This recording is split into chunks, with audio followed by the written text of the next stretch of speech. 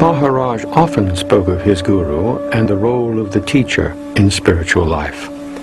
Every morning he reverently decorated the photos of his guru that hung in the upstairs room. He often said that the true teacher was one's own self. The greatest guru is your inner self.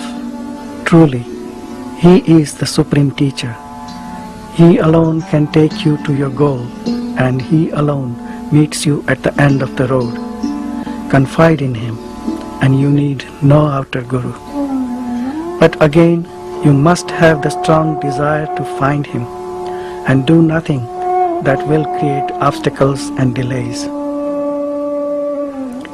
You are never without a guru, for he is timelessly present in your heart. What he wants you to do is simply learn self-awareness, self-control, and self-surrender. It may seem arduous, but it is easy if you are earnest, and quite impossible if you are not. Everything yields to earnestness. The true guru will never humiliate you, nor will he estrange you from yourself. He will constantly bring you back to the fact of your inherent perfection and encourage you to seek within. Nissargadatta referred to the illusory sense of being, traditionally called the ego, as the I-amness. He says that to find the source of this I-amness and fully understand it as nothing more than a conceptual idea of oneself is the way to self-realization and wholeness. Maharaj asks the seeker to be in the state which is prior to the experience of I-amness. The concept I am comes spontaneously and goes spontaneously. Amazingly, when it appears, it is accepted as real. All subsequent misconceptions arise from that feeling of reality in the I amness. The moment the feeling I am appears, the world also appears. Any image you have of yourself is not true. True knowledge is to abide in your own self. The teachings of Maharaj move our awareness from the I-amness, this sense of separate identity, to a non-dualistic state of oneness with the Absolute, which is our real nature.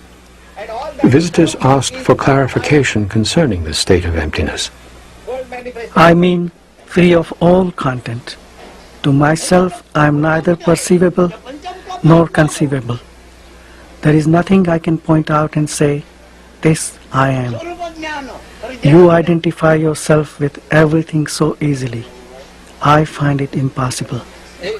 The feeling, I am not this or that, nor is anything mine, is so strong in me that as soon as a thing or a thought appears, there comes at once the sense, this I am not.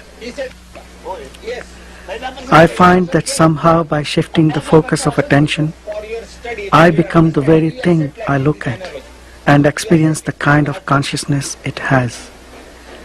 I become the inner witness of the thing.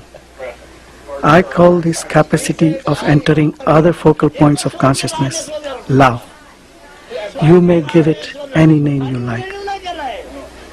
Since at any point of time and space I can be both the subject and the object of experience, I express it by saying that I am both, and neither, and beyond both. From the point of view of self-realization or enlightenment, there are no individuals. The Self, or God, exists as all manifestation.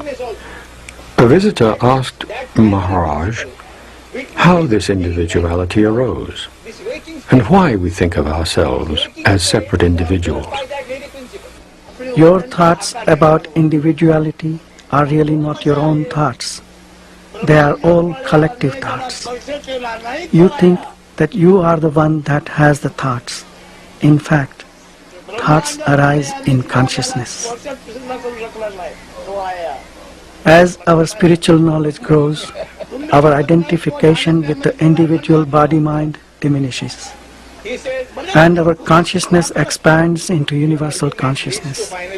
The life force continues to act, but its thoughts and actions are no longer limited to an individual.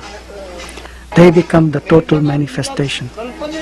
It is like the action of the wind. The wind doesn't blow for any individual, but for the entire manifestation. To questions concerning daily work and how one should conduct oneself in the world, Maharaj replied, "Why do you worry about the world before taking care of yourself? You want to save the world, don't you? Can you save the world before saving yourself? And what means being saved? From what? From illusion. Salvation is to see things as they already are. Keep quiet. Do your work in the world, but inwardly keep quiet. Then all will come to you. Do not rely on your work for realization.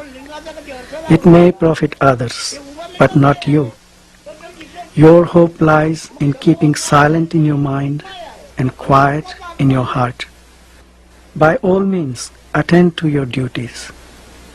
Action in which you are not emotionally involved and which is beneficial and does not cause suffering will not bind you. You may be engaged in several directions and work with enormous zest, yet remain inwardly free and quiet with a mirror-like mind, which reflects all without being affected. The unexpected is bound to happen, while the anticipated may never come. All is because you are. Grasp this point firmly and deeply and dwell on it repeatedly. To realize this as absolutely true is liberation. The one who has fully investigated himself, the one who has come to understand, will never try to interfere in the play of consciousness. There is no creator with a vast intellect as such. All this play is going on spontaneously. There is no intellect behind it, so don't try to impose yours to bring about any change. Leave it alone. Your intellect is a subsequent product of this process. So how can your intellect take charge of or even evaluate the whole creation? Investigate yourself. This is the purpose of your being. Spirituality is nothing more than understanding this play of consciousness. Try to find out what this illusion is by seeking its source. There can be no consciousness without awareness.